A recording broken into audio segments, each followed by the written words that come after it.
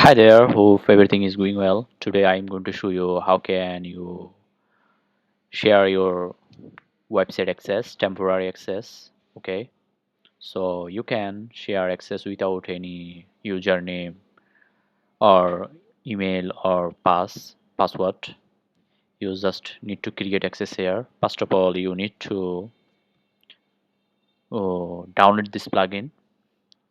Check my description or past comment, and I share the link. So download the plugin and activate. Okay, after activate the plugin, you can see a menu here dashboard. In menu you can see a option temp access. Okay, after temp access, click here. You can select which role you want to provide specific user. Okay, you can select administrator, editor, author, contributor, or subscriber. Okay, so suppose I want to create an administrator.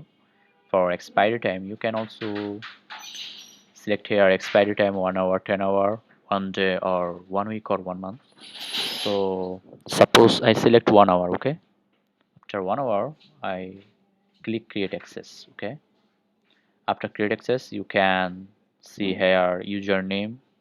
This is automatic username and rule administrator. Expiry expire 1 day. Okay, after 1 hour, sorry.